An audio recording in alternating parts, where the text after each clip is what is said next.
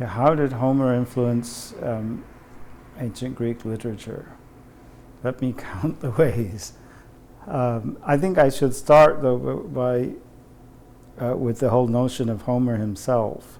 Really nothing is known about this author. What I know from the evidence of the poetry is what this person knew was not battle, but battle poetry. From the evidence of the similes, which of course Homer is famous for, where you get comparisons of things that are incredibly unfamiliar, amazing scenes of battle being related to domestic or peacetime scenes, or the weather, annual events, snowfalls, and so on, in really, really striking ways. If it's the case that similes move from the unknown to the known in order to make a connection, then what this poet knew was snowfalls, not rocks being hurled over battlements that looked like snow. Right? So, I mean, we really don't know that this poet knew anything but poetry. People of various kinds claimed this poet. There's a line from one of the hymns, which one just has to look at it to see how flimsy the evidence is to suggest that he was a blind man from Chios. I think there's absolutely nothing that can reputably be said about his or her origins, his or her language, or his or her date. This does not stop classicists from saying such disreputable things, because I think we look sort of foolish if we can't give a date, can't give an account. But this is the honest account. A lot more can be said about his influence, but insofar as the later composers in Greek didn't know these things either, well, it makes a difference, right? I mean, it's something like not knowing the authors of Scripture, but speaking about the influence of Scripture on later adoptive cultures. Because for all we know, the culture we call Greek, which is nowhere mentioned inside of Homer, adopted these poems. And their origin is one of the great mysteries of the literature of the world. To be honest, I think there is a simple answer that almost all of the composers, by whom I mean also historians, philosophers, and poets, tragic poets, comic poets, lyric poets, almost all of them, all of the time, treated Homer as a foil, as something to reject, as something that commands the deepest reverence beyond their power to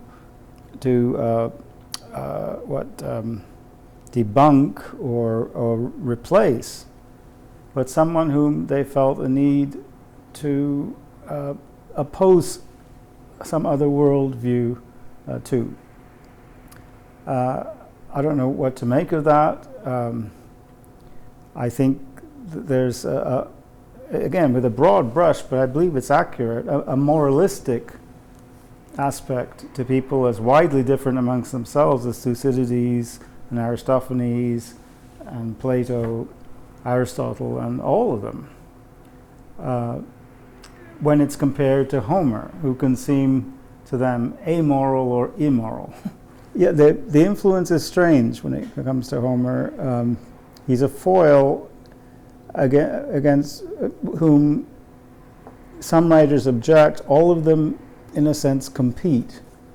And here I think I'm on safe ground in saying that the reason we know all those other names, the Thucydideses and Herodotuses and Plato's and Aristotle, Sophocles, Aeschylus, Euripides, Aristophanes, Pindar, Sappho, the reason we know them is because they had such a competitor.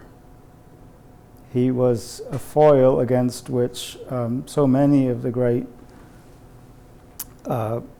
building blocks of Western culture and the liberal arts could be built.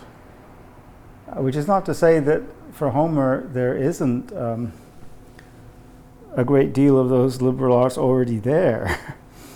I mean, the more I look, the more I learn about just what sort of world wisdom Homer had. The one thing I can say, and in all honesty, again covering all that same ground of the people who inherited, adopted, learned from Homer initially, amongst all those people, the one thing that I don't feel comfortable crediting Homer with starting is mathematics. And even there I'm going to make a qualification. I think the central element of Euclidean mathematics, there's a whole lot to it, that's another universe in Euclid, but I don't think many people would argue with me with the claim that the central thing is the theory of proportion. And in Greek that word is analogia,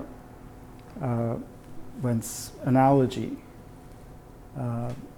And the person who wrote the most unforgettable analogies or similes was Homer.